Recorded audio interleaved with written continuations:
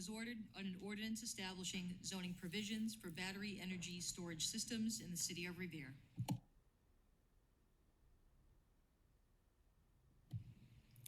Any proponents? Tom? Good evening, councilors. Tom Skrowski, Chief of Planning and Community Development, 281 Broadway. I'm here in support of this petition and the amendment that was put in front of you for our zoning ordinance to allow for battery energy storage systems as a new use in our zoning ordinance use table, and to be permitted by special permit in the highway business and the TED districts. This is a relatively new use to adapt to an ever-changing electrical grid.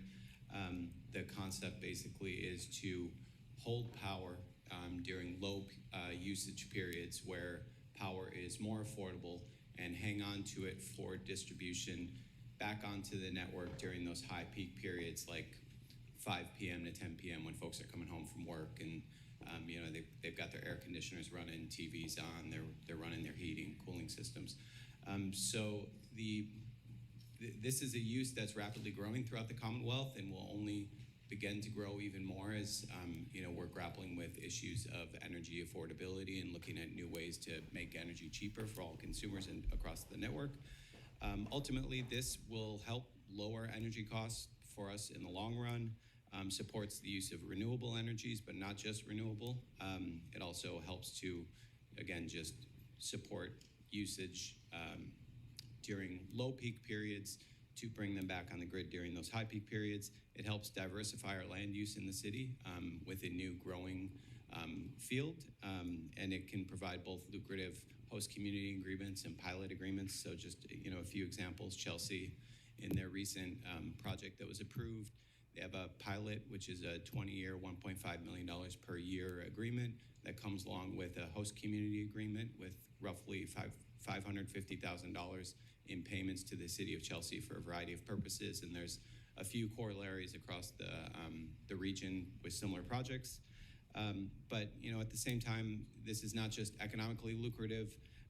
It is done in keeping with our fire department and local NFPA standards, building code, UI code, all of the necessary safety and public safety and health protection measures to make sure this is done the right way.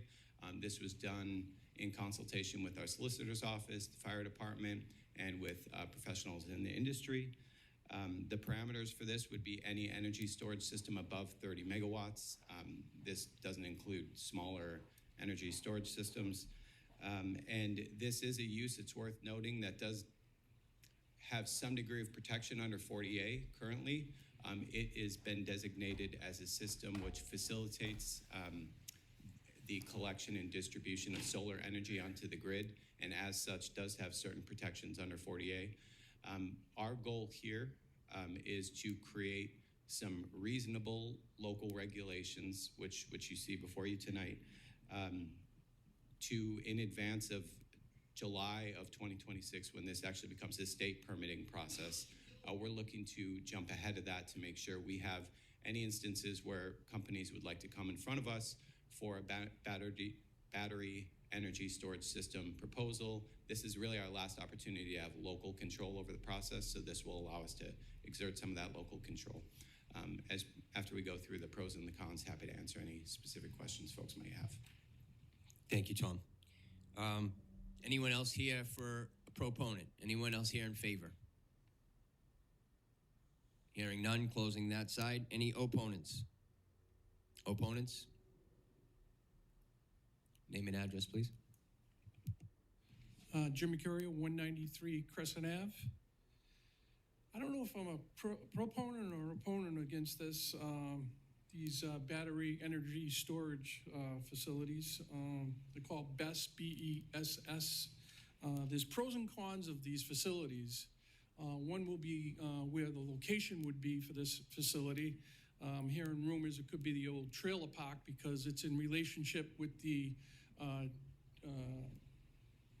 transmission station, which is located on Railroad Ave. The pros, yes, we can get lower our energy costs.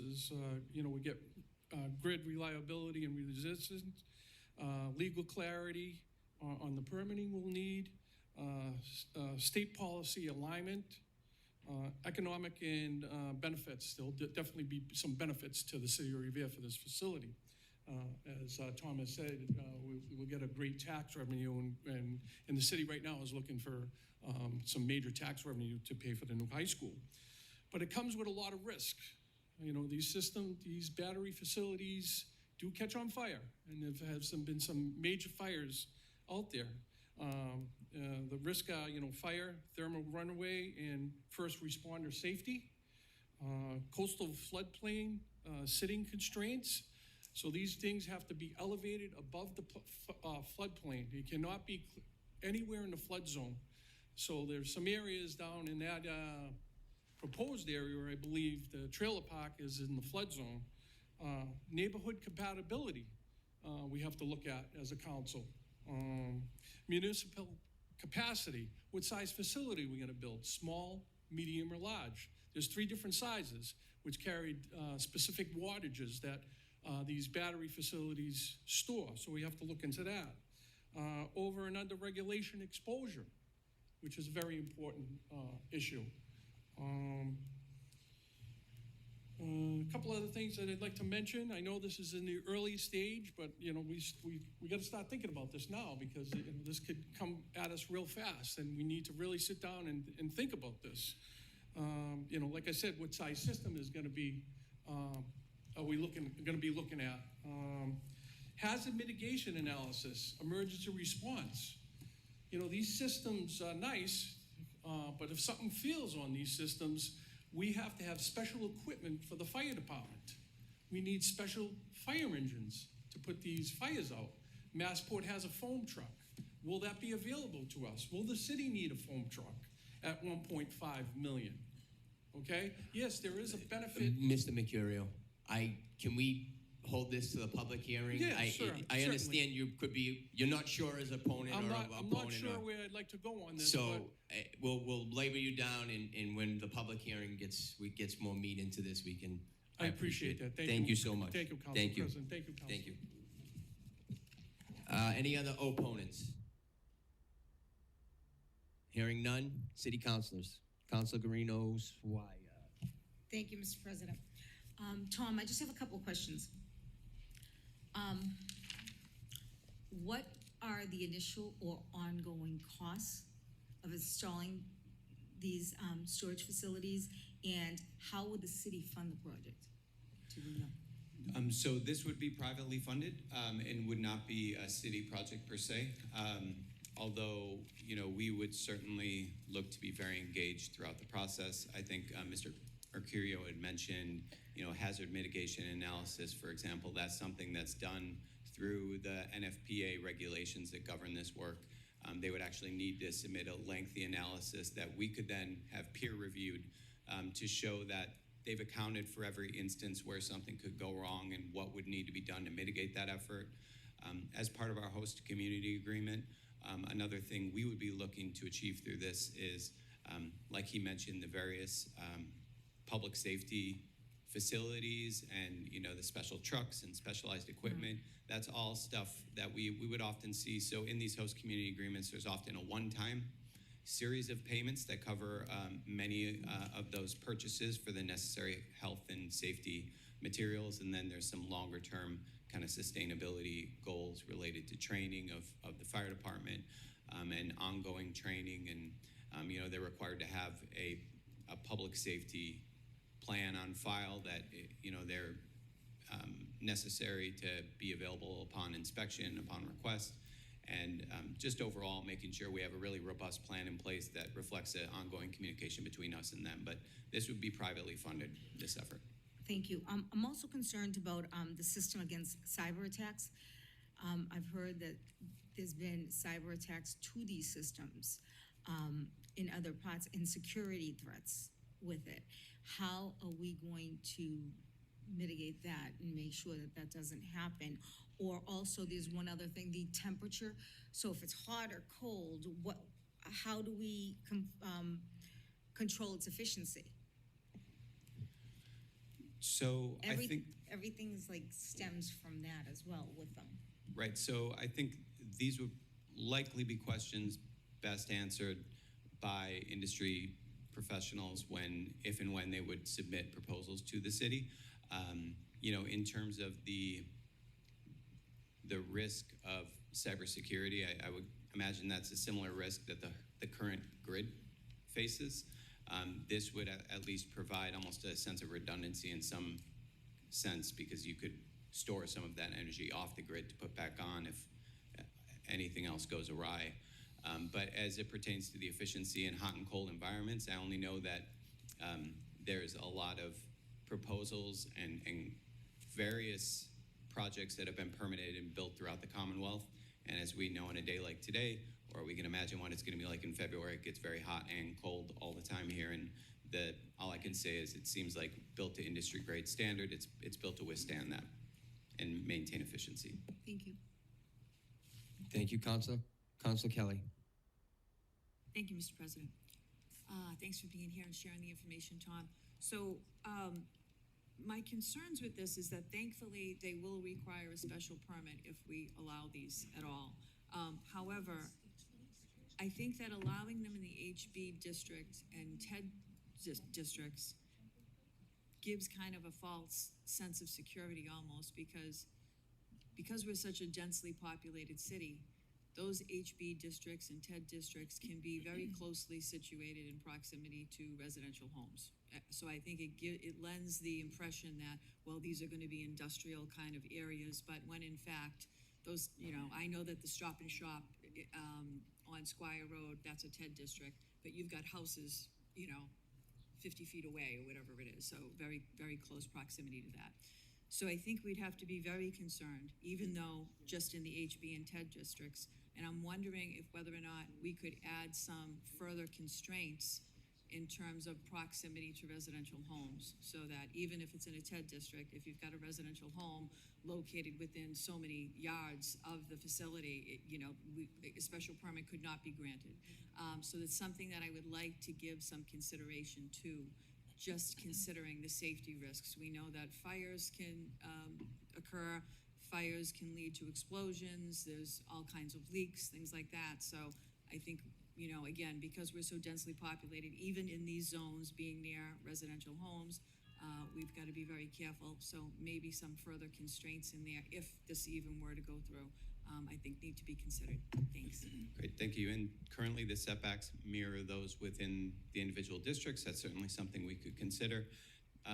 Because of the 40A protection that it's afforded, if we were subject to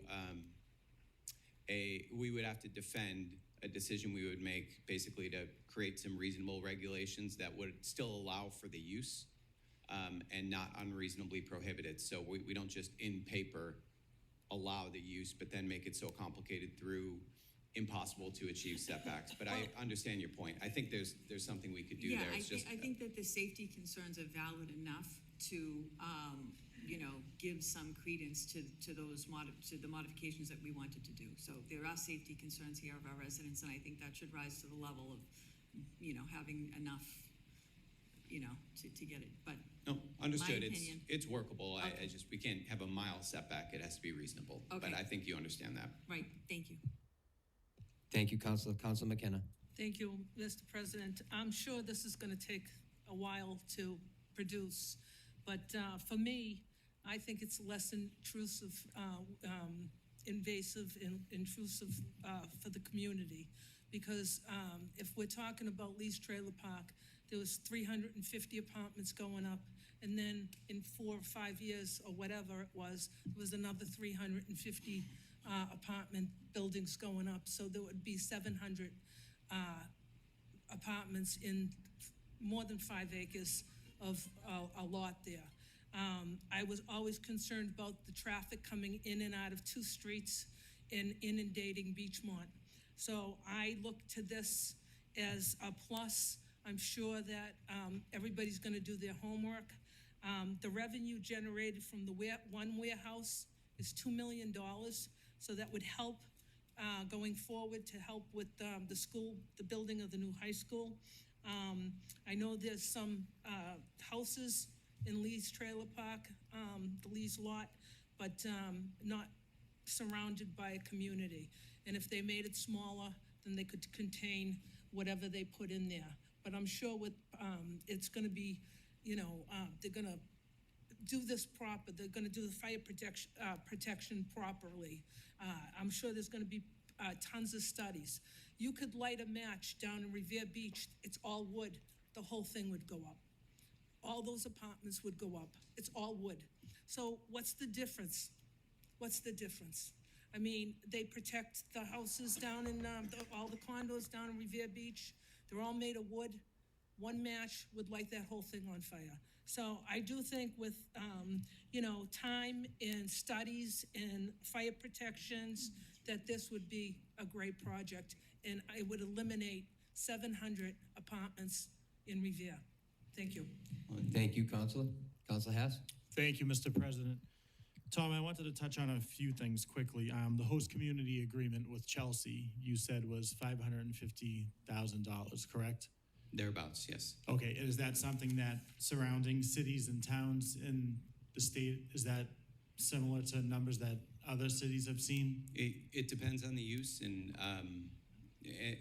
kind of the interplay between that and the pilot agreement. So it was actually 584,000. Now I'm checking my notes. And in the case of their pilot, they were 1.5 million a year for 20 years.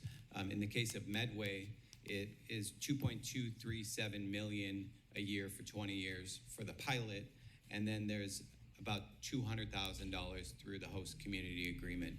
So it's basically, there's a certain size pie, and it's really about how that pie is distributed amongst either the pilot or the host community agreement. Great, thank you. And I know that there's a lot of concerns that go into the fire hazards and the possibility of a fire and not being able to put it out. And you had mentioned foam trucks and special equipment that that the fire departments will buy as a result of this. But did I hear you say that this had the support of the Revere Fire Department? It does, and it was developed in consultation with them, and any host community agreement that we sign and any developments that we would look at would be done hand in glove in partnership with them. So in conjunction with them regarding equipment needed just in case and Absolutely. of an So emergency. the Medway example, I think, had well over $1 million in upfront equipment purchases for the Medway Fire Department to deal with all these issues. We'd be looking at something similar here. Great, thanks, Tom. Thank you, Counselor. Counselor Zambuto? Thank you, Mr. President. I'm sorry I came in late to this discussion. I have great fear over electric storage. My biggest fear is that we haven't fully protected ourselves with EV vehicles in our new apartment buildings. I don't think we're fully protected, and I have a great fear about that. But that being said, I love my colleague to my right, but she talked about a match lighting the. I don't want to scare the residents out there. These buildings are sprinkled. They're built with wood, but they're sprinkled. They're protected. It's not like we're throwing up matchboxes here, and I don't want to scare anybody because it sounds, Listen, I think this may be a good idea if I can see the protections that are in place. This may eliminate a lot of housing and generate revenue. And if I'm comfortable that it's safe, then I'd vote for it. But I'm a long way from there right now. These ideas all sound great in the beginning, and then we get into the nitty-gritty. There's some things that it's hard to overcome. Yeah, I still don't know how we're protecting these e-vehicles in these garages in our new buildings here, because one of them goes on fire, you can't put them out. You just can't put them out. I don't care how much foam you got. It's a scary situation. So anyways, and we've got to deal with that. And I tried to put an ordinance in for a couple of years now, and everybody seems to be afraid to dig into it. But it's a serious problem, and I don't want to see a disaster and then we say, geez, we should have listened to him. He was talking about this for a long time, and now we've had this tragedy. So I don't want to go down that road. But I apologize, Mr. President, for getting off the track here, but my concern is safety, and it'll be in the zoning committee, and we'll do a lot of exploring, and if we find it safe, and I think it may be a good use, but I'm not there by any means. Thank you. Thank you, Counselor. Permission to speak from the chair? Absolutely. Okay, thank you. So I had some concerns as well. I actually had a great conversation with both the companies that are wanting to come to the city. They were very exciting conversations. They're very excited about possibly coming to the city. I also reached out to the fire department, and they are all okay with this as long as they are 100% in with the planning, as Tom suggested. As long as they're in on that procedures and in the planning from the get-go, they're okay with it. And those are the professionals, I think, that we leave the opinions to. As many have said here tonight, these are companies that could come in and give us some major economic growth without putting any stress on our infrastructure, schools, roads, etc. So I think it's a plus, and I look forward to it. So thank you, Tom. All in favor, all opposed? Oh, no? Oh, yes, this is going to zoning September 8th.